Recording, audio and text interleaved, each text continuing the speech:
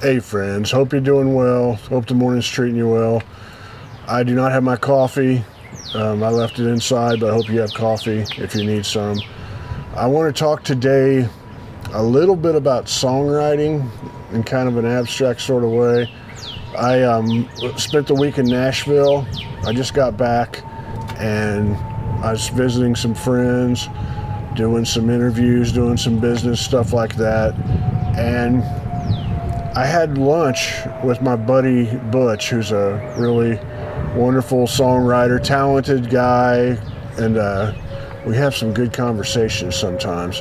And we're having like actually a late breakfast, and he asked me a question, and it kind of resonated with me in a way that I've thought about it for a few days since then. And I don't know. I want to ask you guys that question and see what you think. We're sitting there, and he says, "Otis, I got a question for you. Which do you enjoy more? The process of writing a song while you're doing it, or having written a song when you're done, like having finished a song?" And it's kind of seemed like a trap, like it might be a joke or something like that. So my initial response is I was thinking, well, how am I going to answer this? I was just trying to think about it. Most of my life, I've really enjoyed the process of writing a song and just doing it. I really, really enjoyed being creative. And I thought about it a little bit, and that's what I answered. I'm like, I really like doing it. And we talked about it for a little bit, but it stuck in my head.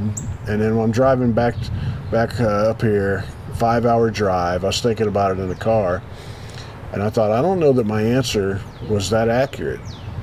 When I was younger, I loved the doing of it, writing a song. And we'll just say that I think I used to enjoy it a lot more than I do now. These days, it's hard. It's difficult. You write. I lock myself in a room alone. I put a lot of pressure on myself, which I wish I didn't. I don't even know why I do. I want it to be good. It represents me. It's hard. And I thought about it, and I thought, I like having written a song better. I like when the process is over and I've written something that I feel good about and I'm proud of. I've already gone through all the difficulties of making it happen, making it the best, something that I feel like it should be and represents me. I like that part. But the actual process I don't enjoy. But I like, it's not that fun sometimes putting together an 8,000-piece jigsaw puzzle, but it's fun to gaze upon it when it's done. And I did that. Maybe it feels that way. You got to dig a big drainage ditch in your backyard with a shovel. It's not that fun to do it, but you're happy when it rains and all the water goes out and you've done something worthwhile. You really feel like you've done something. So my answer would be, these days I like having done it, having finished it, and I envy.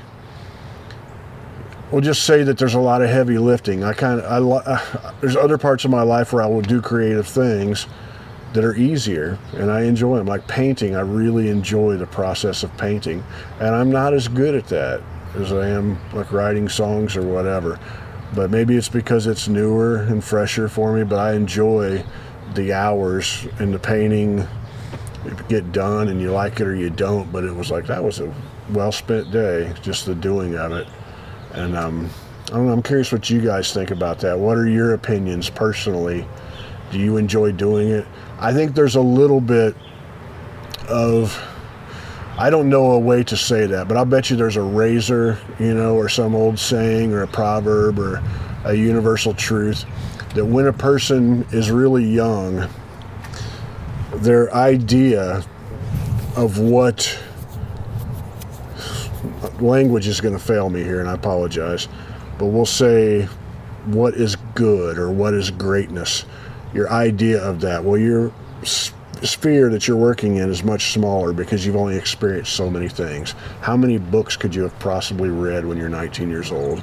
So the world around you is what most of us will judge what we think quality is.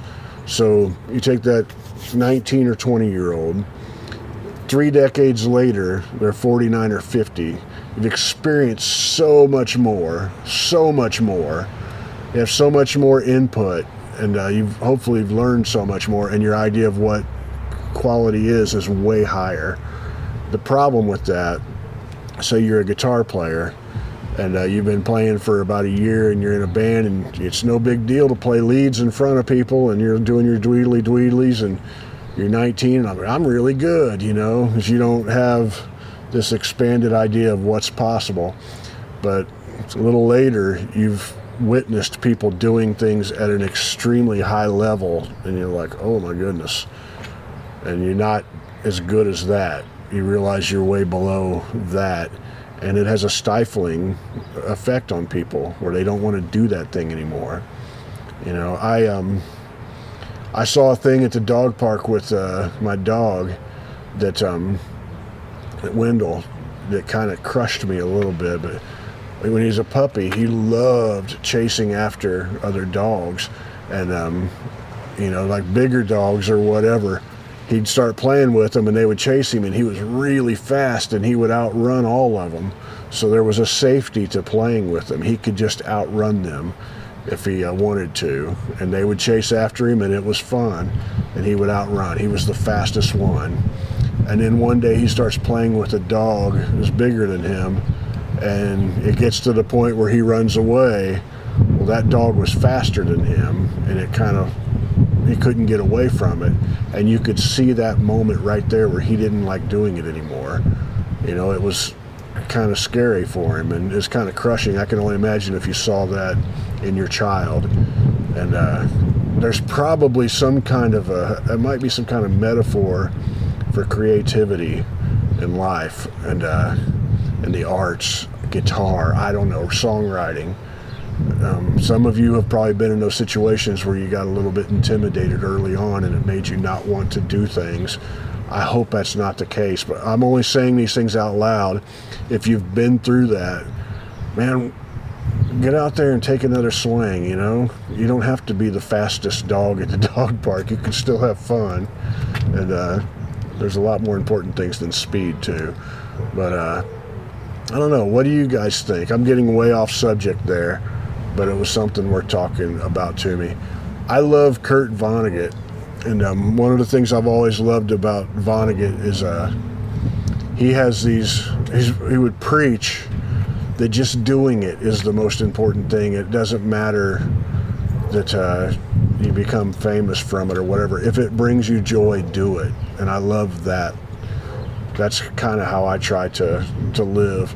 But I want to read you a little bit of something from Kurt Vonnegut I think kind of fits into this. He says, when I was 15, I spent a month working on an archaeological dig. I was talking to one of the archaeologists one day during our lunch break, and he asked those kinds of getting to know you questions you ask young people. He says, do you play sports? Do you play sports? What's your favorite subject? And I told him, no, I don't play sports. I do theater, I'm in choir, I play the violin and piano. I used to take art classes. And he went, wow, that's amazing. And I said, oh no, but I'm not any good at any of them. Kurt Vonnegut tells the guy, I'm not any good at any of them. And then he said something that I will never forget, and which absolutely blew my mind, because no one had ever said anything like it to me before. Here's the quote. I don't think being good at things is the point of doing them. I think you've got all these wonderful experiences with different skills, and that all teaches you things and makes you an interesting person, no matter how well you do them.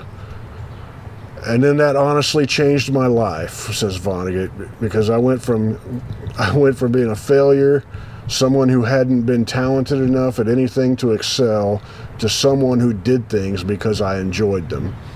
I had been raised in such an achievement-oriented environment, so inundated with the myth of talent, I like that phrase, the myth of talent, that I thought it was only worth doing things if you could win at them.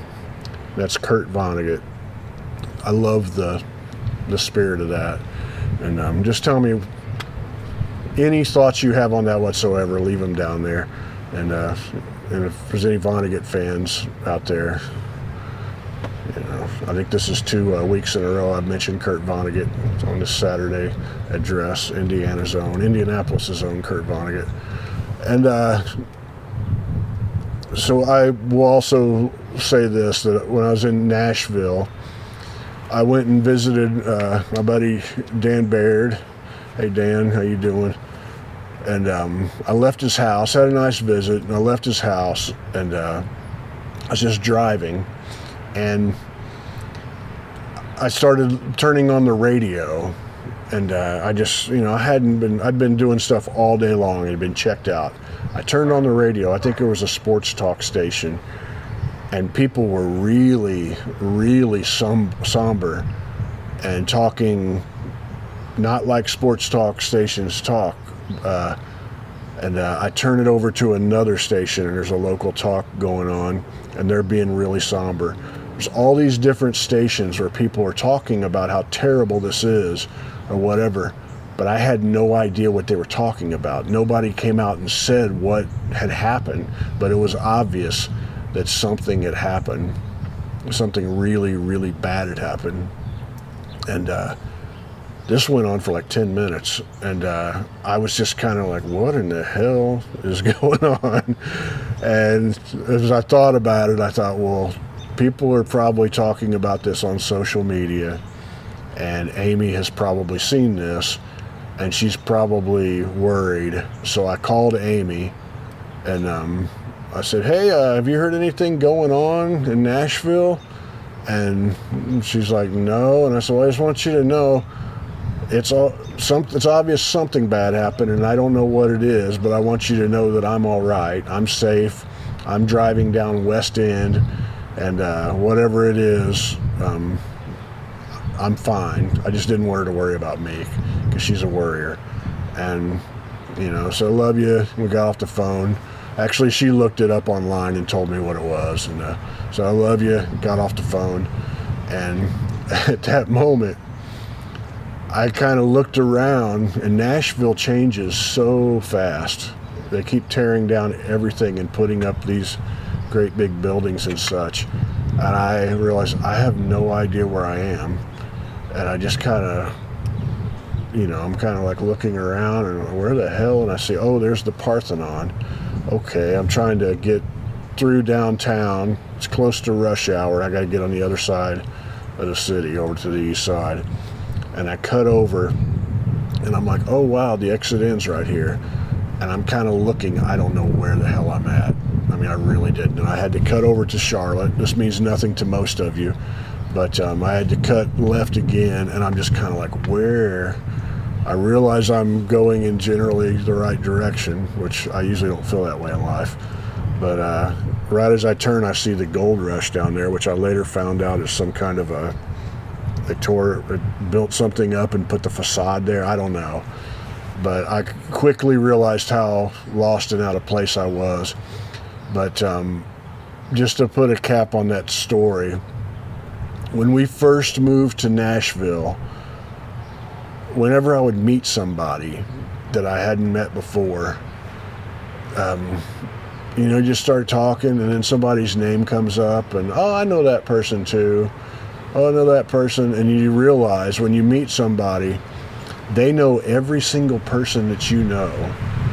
It is unbelievable how connected people are in Nashville, even if they're not in the business. Like in the business, it's, in the music world, I hate saying the business, in the music world, it's so weird. There's these overlaps of completely different scenes of music or whatever, and you meet people who are friends. We'll just say they seem like they play in way different kinds of bands, where one of them is loved by, we'll just say one of them the critics love, and the fans say that's integrity music or whatever, and then there's this band over here the critics hate, and you think of it as a joke or whatever, and these people are like best friends. There's a lot of that, and it makes sense because it's people. You meet people and you like people. It doesn't matter what kind of music you're playing, you like people. But so after I heard what had happened, I started hearing from different friends, And it's unbelievable how many people in the music world knew people who were involved in that terrible incident. The victims, I knew so many people that were the victims. Like, I couldn't believe how many people I was hearing that had ties with these folks, and even the person who did this horrible, terrible thing. So it's a weird thing. It's like this little bitty small town, small community.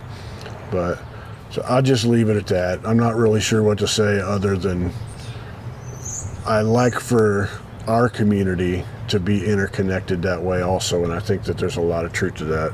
And I've heard from, I remember I posted this week, which seems trivial to talk about the videos I posted, Bill DeMaine, and then more Kenny Vaughn stuff.